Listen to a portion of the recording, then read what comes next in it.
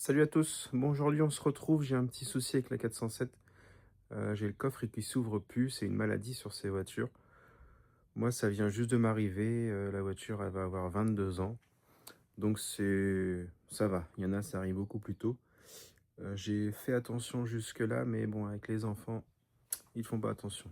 Donc aujourd'hui, je l'ai rentré dans le garage, il fait froid dehors. Comme j'ai tout rangé, je vous montre. Donc là je me suis mis au chaud. Et en fait le souci, donc des fois ça peut venir directement du bouton au niveau du coffre, mais le plus souvent c'est ici. Donc vous retirez ça et c'est très souvent en fait que vous avez un fil qui est coupé. Un fil qui est coupé. Donc il suffit juste de ragrandir les fils. Donc ce que je vais faire, c'est que je vais tous les ragrandir, comme ça j'aurai de la marge. Et normalement ça va refonctionner. Donc je prépare tout ça. J'essaie de trouver du fil de la même couleur, ça va être difficile. Mais on va réparer ça.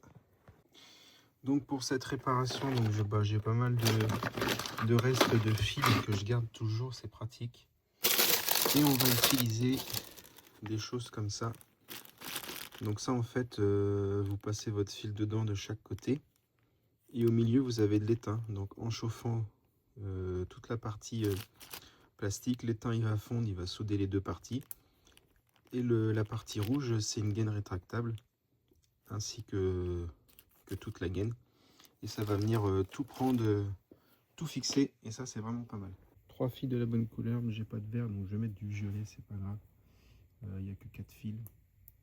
J'ai dénudé. On prend deux morceaux de gaine thermo. Donc les fils sont dénudés, préparés. J'ai ça. Donc on n'a plus qu'à prendre. Donc ce qu'on va faire ici, bon le bleu, il n'y a pas beaucoup de marge. Comme ça, on a nos 4 fils. Donc ici, on vient ajouter l'étain. Je fais pareil sur les autres. Ça, je viendrai souder à la fin.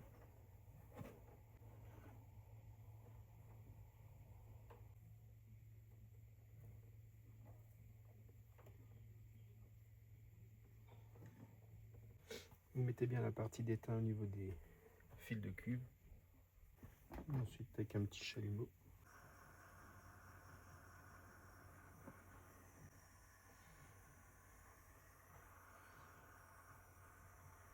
Donc voilà.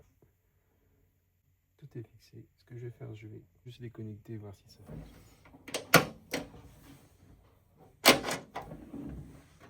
Et ça fonctionne.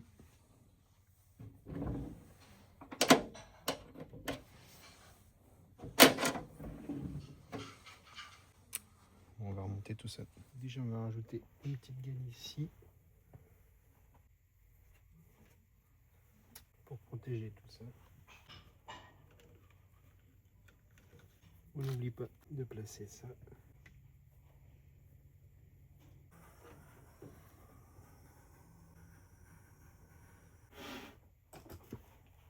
Et maintenant, il n'y a plus qu'à essayer de refixer tout ça.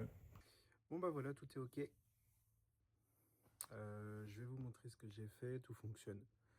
Donc voilà, si vous avez un souci avec la serrure arrière, enfin le bouton pour ouvrir le coffre, en premier temps, il faut regarder au niveau du fil. Donc c'est souvent coupé. Je vous montre.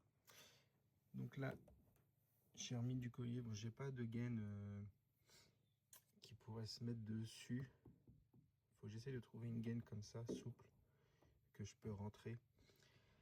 Sinon voilà, bon, j'ai mis un petit collier, c'est histoire de, comme il est un peu plus long, pour éviter qu'il vienne se pincer ici, comme ça. Il suit bien la forme. Et ensuite, maintenant, ça fonctionne. Donc voilà, petite vidéo rapide sur la réparation du bouton arrière sur 407.